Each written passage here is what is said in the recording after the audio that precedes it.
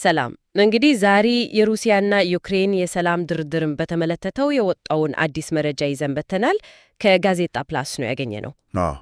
በቱርክ ኢስታንቡል ስለተጀመረው ድርድር ነው የምናወራው። በትክክል። እና የዛሬው ዋና ጥያቄያችን ይሄ ነው። ዋና መሪዎች እኮ አልተገኙም እና ይሄ ድርድር በጣም አስተማማኝ ሰላም ያመጣል ወይስ ከመነሻው ትንሽ ፈተና የበዛበት ነው? እስቲ መረጃውን እንመርምረው። እውነት ነው። በጣም ትኩረት የሚስበው እሱ ነው፣ የመሪዎቹ አለመገኘት። ድርድሩ እኮ ታሪካዊው ዶልማባቼ ቤተ መንግስት ውስጥ ነው የተጀመረው። አዎ፣ ቦታው ራሱ ትልቅ ነው በጣም።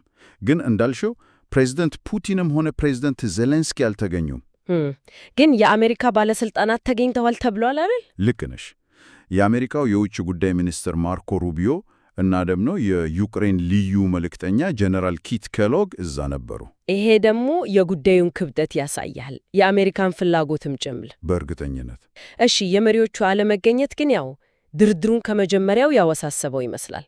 ሐሙስ ሊጀመር ታቅዷል ነበር? አዎ ታቅዶ ነበር፣ ግን ዘግይቷል። ምክንያቱ ደግሞ በሁለቱ ወገኖች መካከል የነበረ አለመስማማት ነው ተብሏል። በተለይ ይመስለኛል ዜሌንስኪ ፑቲን ባለመምጣታቸው ትንሽ ሂደቱን ለማደናቀፍ ነው እያሉ ሲተቹ ነበር። ልክ ነሽ፣ በዘገባው ላይ በደንብ ሰፍሯል። እና ይሄ ደግሞ በ3 ዓመት ውስጥ የመጀመሪያው ቀጥተኛ ድርድር መሆኑን ስናስብ፣ ያኔ አለመገኘታቸው ይበልጥ ጎልቶ ይታያል። በጣም የመሪዎቹ አለመገኘት የተለያዩ አስተያየቶችን አስነስተዋል። ዜሌንስኪ እኮ ቅድሜው እንዳልነው ተችተዋል። በሌላ በኩል ደግሞ ትራምፕ ምን አሉ? የአሜሪካው ፕሬዝዳንት ትራምፕ በበኩላቸው ፑቲን ባለመምጣታቸው መጀመሪያ ማዝናናቸውን ነው የገለጹት። እሺ፣ የሚገርመው ግን ወዲያው አክለው ከፑቲን ጋር በቀጥታ ተገናኝተው የሰላም ሂደቱን እሳቸው በግላቸው እንደሚያፋጥኑ ቃል መግባታቸው ነው። ይሄ ደግሞ እንዴት ነው ማለቴ? ድርድሩ እየተካሄደ ያለ? አዎ፣ በጣም ብዙ ጥያቄ የሚያስነሳ ዲፕሎማሲያዊ አካሄድ ነው። በጣም እንዲያውም አንዱ የገረመኝ አባባላቸው እኔ ከሌለው የፑቲን ወደ ኢስታንቡል መሄድ ብዙም አስፈላጊ አይደለም ማለታቸው ነው። ልክ ነሽ፣ እሱም ብለዋል። ይሄ ምንድን ነው? የግል ግንኙነት ላይ የተመሰረተ መፍትሄ ነው ወይስ የድርድሩን መዋቅር ዝቅ የሚያደርግ ነው? ለማንኛውም ትራምፕ በጣም እርግጠኛ ናቸው። በቀጣይ 2 ወይም 3 ሳምንት ውስጥ በጣም አስተማማኝ ሰላም እንደሚመጣ ተስፋቸውን በድፍረት ነው የገለጹት። ይሄ የትራምፕ መተማመን እንዳለ ሆኖ የዜሌንስኪ እርምጃ ደግሞ ሌላ ነገር ነው የሚያሳየው። ምን አደረጉ? ፑቲን እንደማይመቱ ከተረጋገጠ በኋላ ዜሌንስኪ በአልቤኒያ ለሚካሄድ የአውሮፓ የፖለቲካ ማህበረሰብ ስብሰባ ነው ያቀኑት። ወደዛ ሄዱ? አዎ። ይሄ ደግሞ የአውሮፓ ህብረት ያልሆኑትንም ሀገራት የሚያካትት ሰፋ ያለ መድረክ ነው። ስለዚህ ቅድሚያ የሰጡት ለዛ ማለት ነው። እንደዛ ነው የሚመስለው። እና ድርድሩን ለተወካዮች መተዋቸው የኢስታንቡሉ ድርድር ያለ ዋና መሪዎች ምን ያህል ውጤት ያመጣ ይሆን የሚል ጥርጣሬ ይፈጥራል። ልክ ነሽ፣ ያንን እንናስብ ያደርጋል።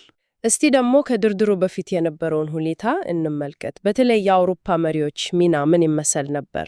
እሱ በጣም ወሳኝ ነበር። ድርድሩ ከመጀመሪያው ትንሽ ቀደም ብሎ እኮ የብሪታንያ፣ የፈረንሳይ፣ የጀርመን እና የፖላንድ መሪዎች ኪየቭ ሄደው ነበር። አዎ ሰምቻለሁ። ይሄ ጉብኝት ቀላል አይደለም፣ ግልጽ መልእክት ነበረው። ሩሲያ የ30 ቀናት ያለ ቅድመ ሁኔታ የተኩስ አቁም ስምምነት እንድታደርግ ማስጠንቀቅ ነበር። ካልሆነ ተጨማሪ በጣም ጠንከር ያሉ ማዕቀቦች እንደሚጥሉ ነው ያስታወቁት። ይህ ግፍት እንግዲህ የኢስታንቡል ድርድር ላይ የራሱ የሆነ ጫና ይፈጠራል ማለት ነው። በእርግጥ በሌላ በኩል ደግሞ ዜሌንስኪ ራሳቸው ያኔ ፑቲን ይመጣሉ ተብሎ ሲጠበቅ ወደ አንካራ ሄደው ነበር አይደል? አዎ፣ ከውጭ ጉዳይ ሚኒስትራቸው አንድሪ ሲቢሃ ጋር ሆነው ከፕሬዝደንት ኤርዶጋን ጋር ተወያይተዋል። ይሄም የራሱ የሆነ ዲፕሎማሲያዊ ስሌት ያለው ይመስላል። በትክክል። ይህ ሁሉ እንቅስቃሴ የሚያሳየው የኢስታንቡል ድርድር በጣም ከፍተኛውና ዓለም አቀፍ ትኩረት እንዳለው ነው እና ከጀርባ ብዙ ጉተታዎች እንደነበሩ ነው። ቱርክም ያላትን የሽምግልና ሚና ለማሳየት የሞከረች ነው። በጣም የዶልማባቼ ቤተ መንግስት መመረጡም ታሪካዊ ፋይዳውን ያጎላዋል።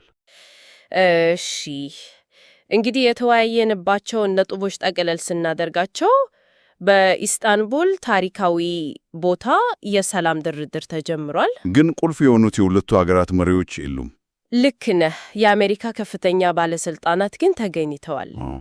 ድርድሩ ከመጀመሩ በፊት ደግሞ የአውሮፓ መሪዎች ጠንካራ ማስጠንቀቂያ ሰጥተው ነበር፣ የተኩስ አቁምና የማዕቀብ። የአሜሪካ ፕሬዝዳንት ደግሞ በበኩላቸው በጣም ትልቅ ተስፋ ነው የሰጡት።